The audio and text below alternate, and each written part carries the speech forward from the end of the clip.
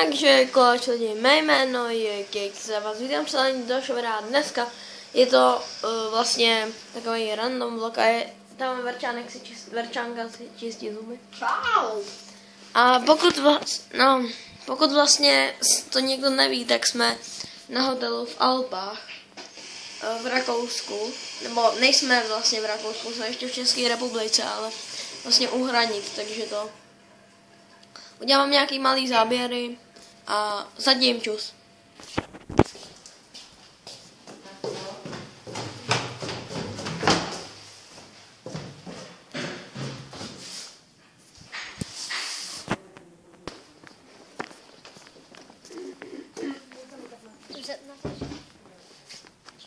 Jdem do rychlého záběru. Do rychlého záběru. Pak můžeš na to.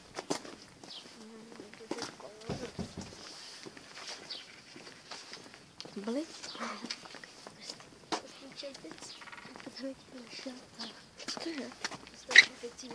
Cože?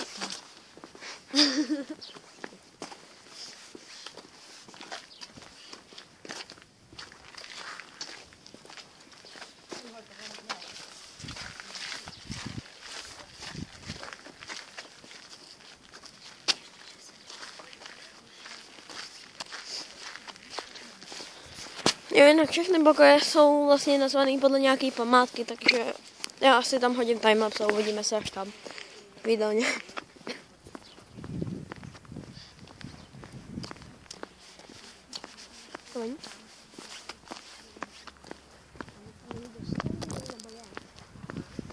Nevím právě, spíš nevím jako.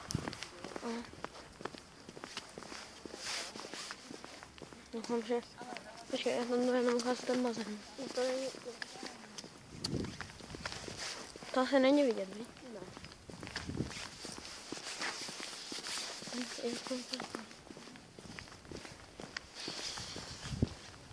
Tady je prosklený bazén a tam se každý večer vlastně koupeme. Tam nevím, jestli tam bude vidět, ale tam, když se koukne trochu ze zhora, tak... No, doufám, že to tam bude vidět. No, prostě tak. Když to nebude vidět, tak se omlouváme. Když tak to ukážeme potom stejně zevnitř. Tam jsou naši rodiče, kteří na nás pořád nechtějí být na YouTube, ale už mají smlouvu. Jinak z tohohle vlastně dá se říct random adventure. Bohe, každý ten díl, vlastně možná i 2. Ještě vám, jestli klidně napište do komentářů, co máme dělat, jestli to máme natočit třeba jak lyžujeme, nebo jak plaveme v bazéně, co děláme, jaký pranky na Piggyho, všechno napište. Jinak Piggy je můj brácha. Asi.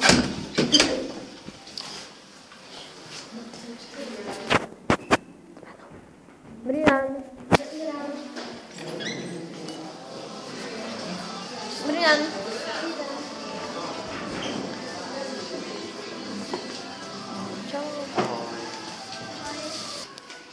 Takže čus lidi, já jsem zpět teda, už jsem v té jídelně, nebo dá se říct jídelně a vlastně ne, to si klidně odlož a za chvíli teda přijde Verčánka, tady můžete vidět, jak to tady vypadá, tam je ještě druhá jídelna, když tam vidíte, nevím, a doufám, že jo, když tak vám ještě potom ukážu. Vlastně tak tam je nějaký hřiště, tam je Lipno, které Verčánek je tady. A vlastně uděláme vám ještě teda dneska, já to video ještě ukončovat nebudu, uděláme ještě nějaký záběry na naší třeba, já nevím, na ten hotel se jmenuje Orsino a uděláme ještě nějaký záběry teda, jak to tady vypadá a takový. A jsme tady celý týden, takže nechodíme do školy. Super. Uděláme vám i nějaké záběry z lyžování.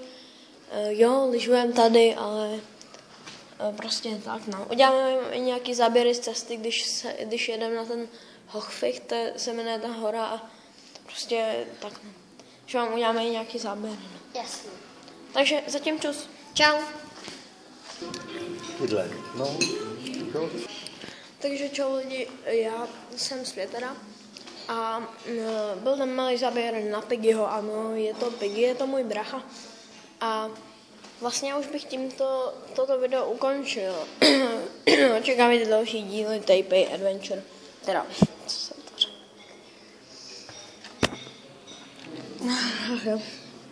Očekávajte další díly prostě. Zatím čau.